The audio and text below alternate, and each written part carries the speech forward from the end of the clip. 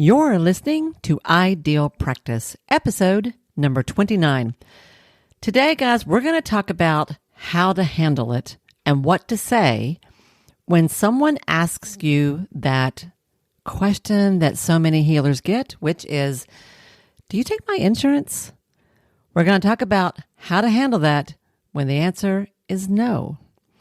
And you're going to feel so much better by the time you get to the end of this episode because I've got a little template that I'm going to share with you that's going to make this so much easier. We've got lots of good stuff to cover today. It's going to be awesome. So stay tuned.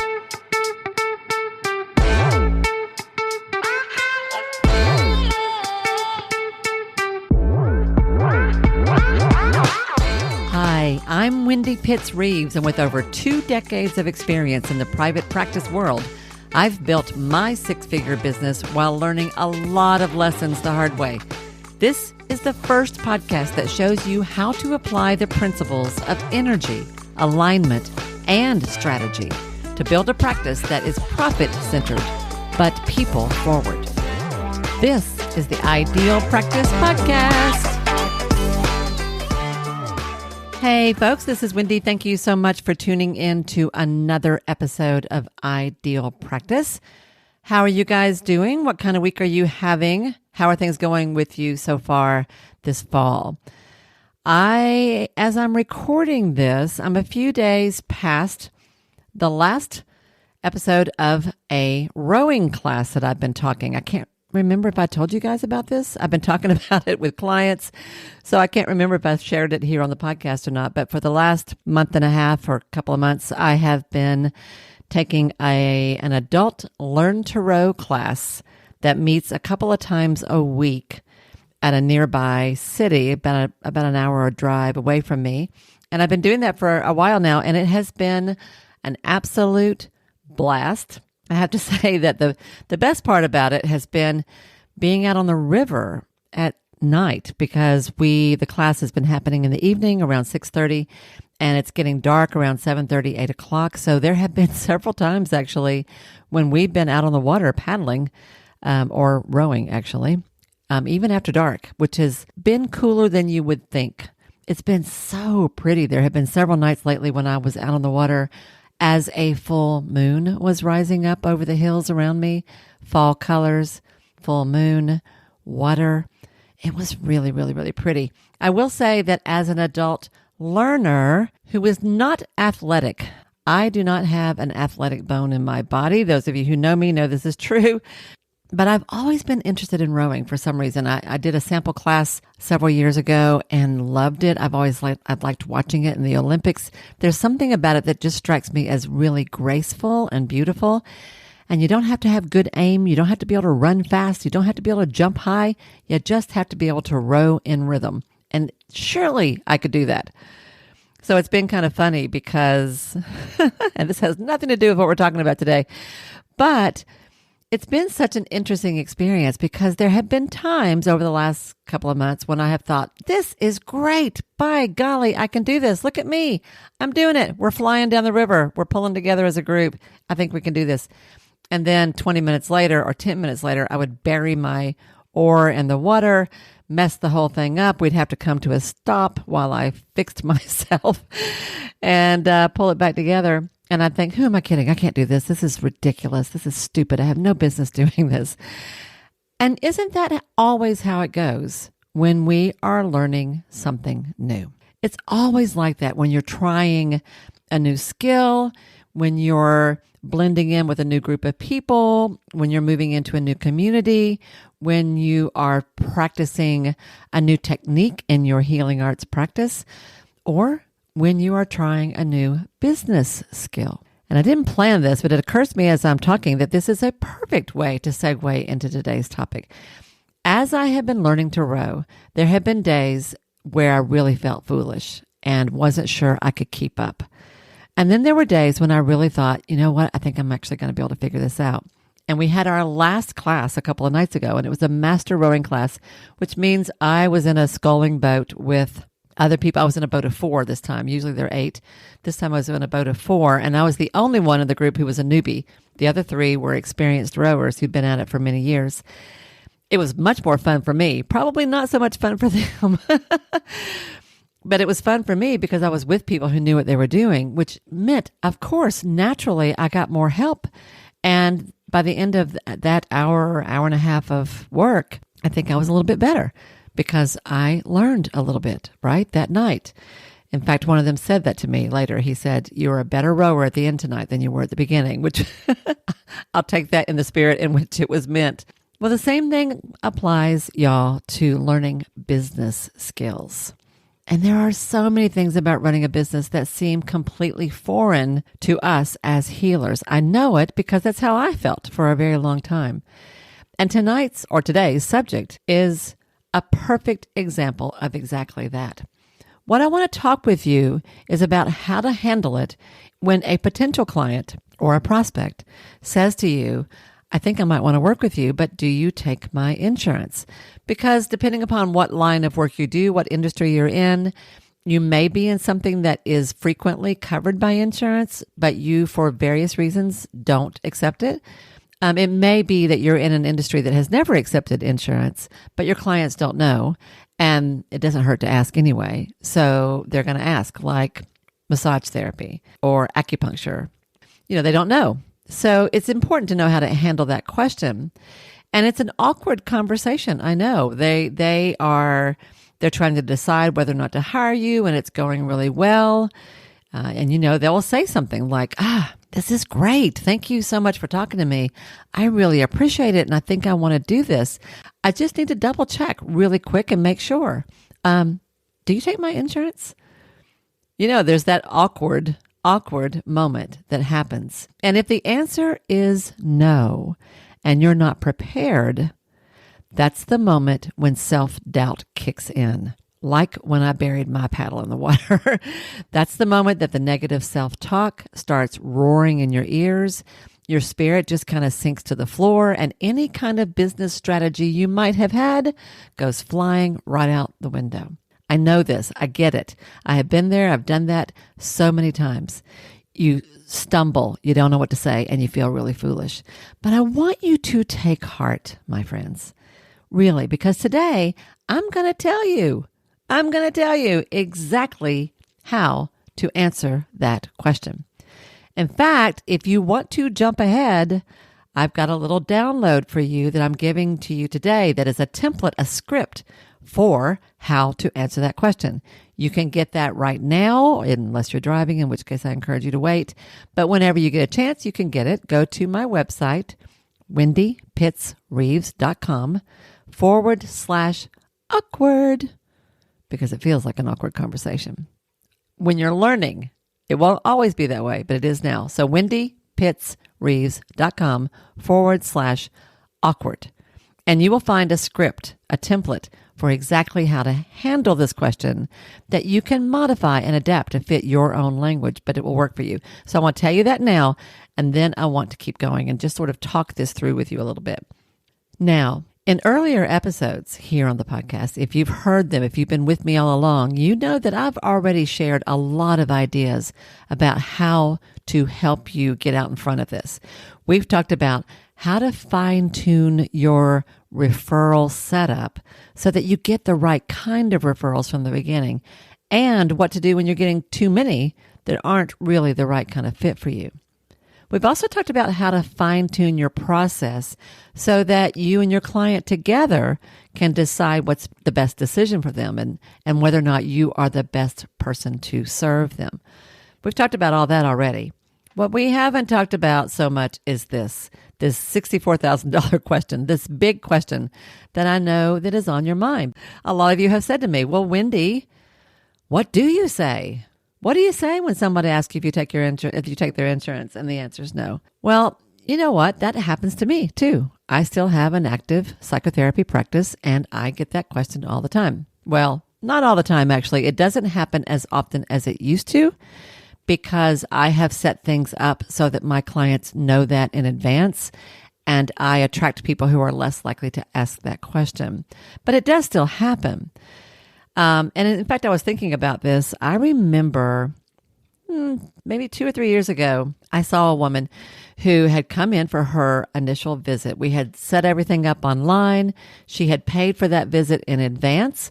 We had never actually spoken live until the day that she walked into my office, but that was okay. That's actually not unusual in my practice. I do a lot of things online before people ever come. But when she came in and we met, of course, it was a great session. We had a really good conversation and I enjoyed her very much. And by the end of that first conversation, I thought, she is totally in the right place. I would love to work with her. And the kind of help that she was needing was right up my alley. It was exactly the kind of thing I love to work with. And I said to her, I think this is a really good fit. I would love to work with you. And not only would I like to work with you, but I actually think I can help you. And I think I am probably one of the better ones to help you in this particular way. So, what do you think? How does this feel to you? And she smiled at me and she said, this has been awesome, Wendy. To tell you the truth, I'm a little surprised. I had no idea how helpful this would be. I kind of just wish I had gotten here sooner. And yeah, absolutely. I would love to work with you. And then she said, but you don't take my insurance, do you? Well, heck, y'all, she knew that. She knew that before she even got there. She just couldn't help it. She had to ask because, I guess maybe I changed my mind or something. She couldn't help herself. And I understood that. And I want you to understand that too, because it doesn't really matter what kind of private practice you have or what industry you're in the healing world. If you offer any kind of health-related service, people are just going to ask you about insurance because, just in case. But if that's a little tricky for you, don't worry. I'm going to walk you through right now exactly what to do. Essentially, your response will have 3 parts to it, 3 components, 3 segments. And you can remember those parts by the acronym S.O.S. S.O.S.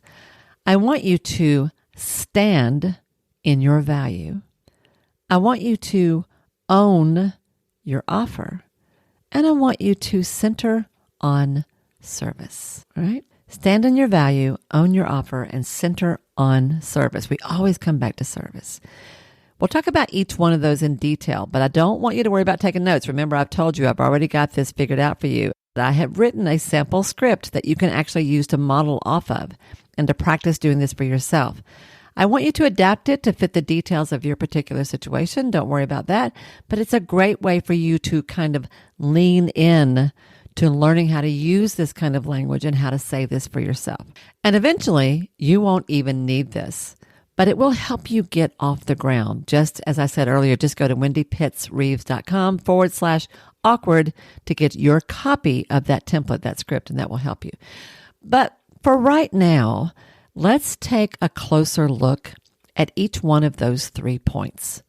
Number 1, stand in your value. What am I even talking about by that? Essentially, I want you to answer them straightforward, directly, clearly, with confidence and with a smile, and without a hint of apology. Now, it's perfectly fine to say, no, I don't actually, and just move on from there. Like, that's really all you have to say. You don't have to say anything else. If you'd like, you can offer a little bit of an explanation or some kind of a background to that if you want. Just be sure that you do it, that if you do that, you're doing it from the energy of informing and educating your client, not from the place of apology or trying to justify your decision. That's really important. It's a fine line, y'all. But I want you to pay attention to this. So, for example, if someone says, I'd love to see you, do you take my insurance? You might say something like, no, actually, I don't. And here's why. Years ago, I had a full practice where I did take a lot of insurance. But what I began to realize was that they were paying me less than half of what I actually charge.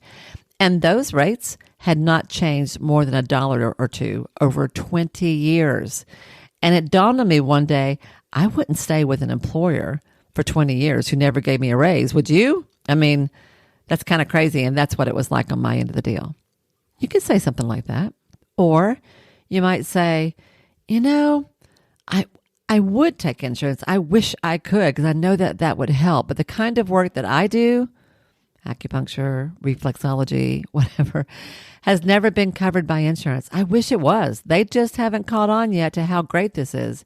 So we don't really have that option, but it's okay. I really kind of feel like you get more out of this anyway when you are investing in your own growth and well-being, your own development. So in the end, I kind of think it's okay that we keep them out, to be honest. Or you might say something like this. I might make a decision to do that later, but at the moment, the level of licensure that I am working under doesn't allow me to bill insurance. So I don't know what I'm going to do about that yet. I will decide that at some point. But today, no, I don't. See, I just gave you 3 different scenarios. What to say if you used to take insurance but stop. What to say if you're in an area that has never been open to third-party reimbursement.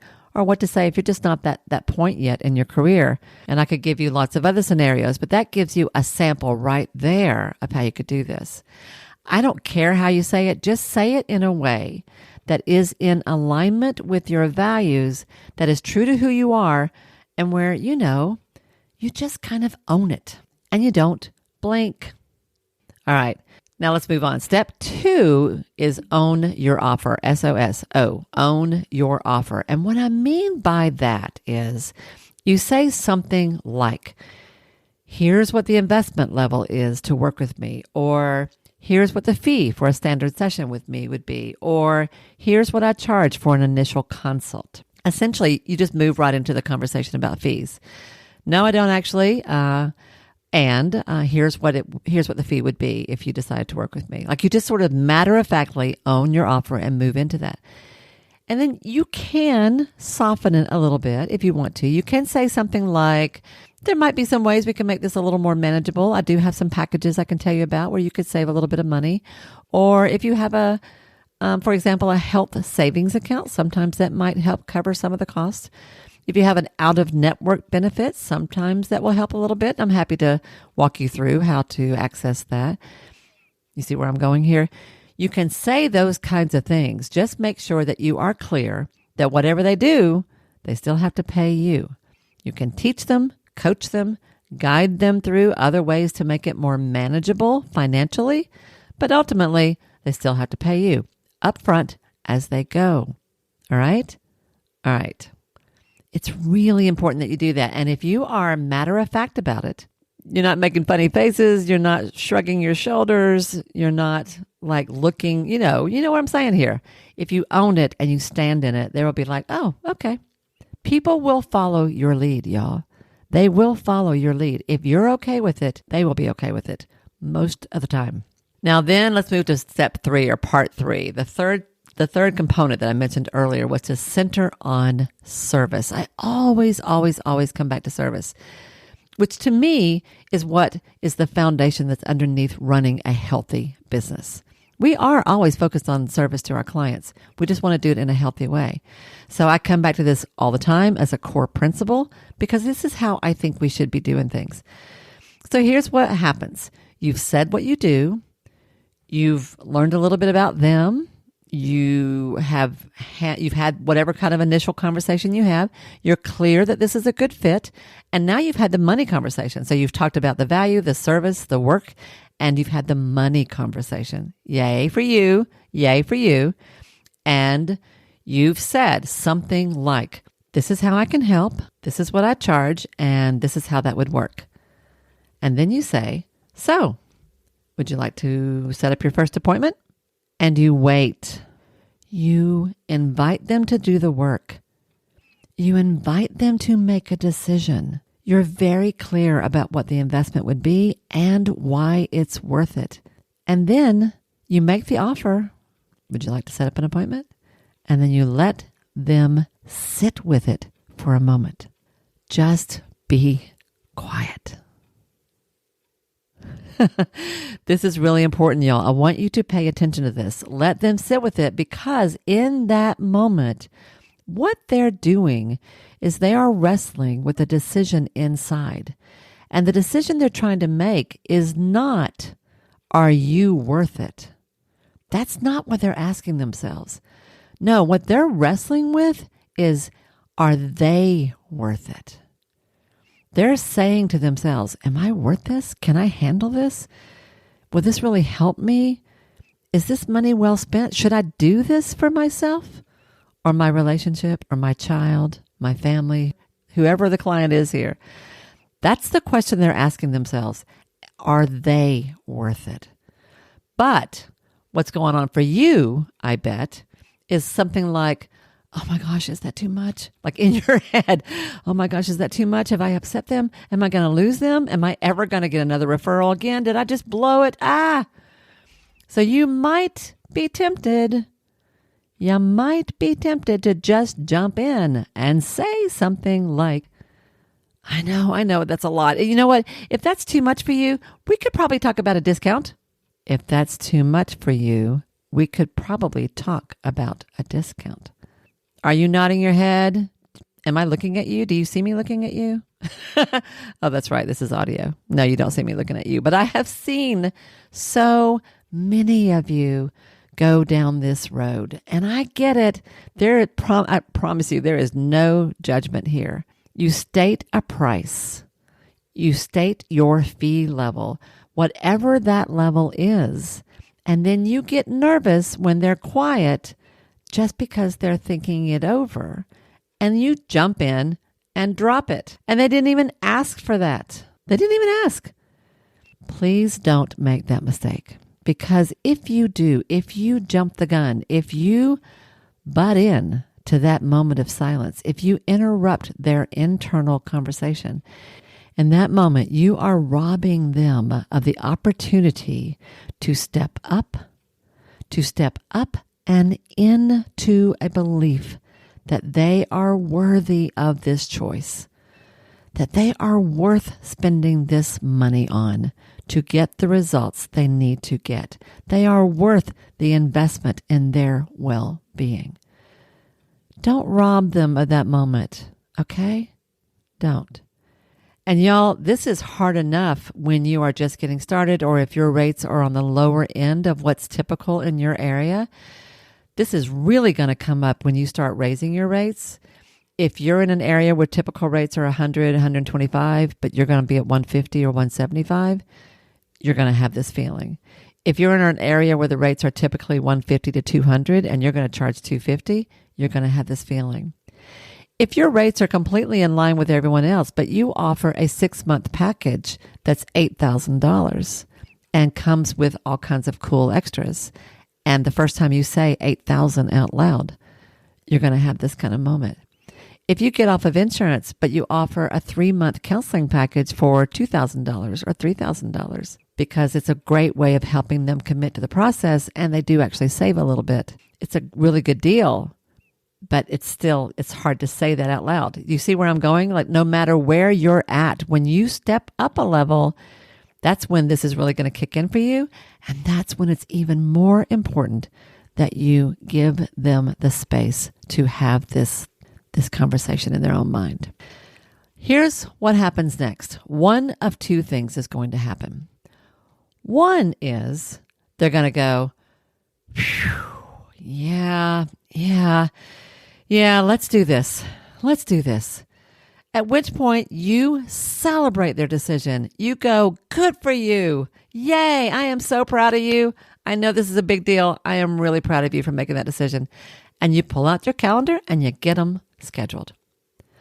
Or they may hesitate for a moment and say something like, I don't know, that's a lot of money. Or I don't know, I just need to think about this for a minute.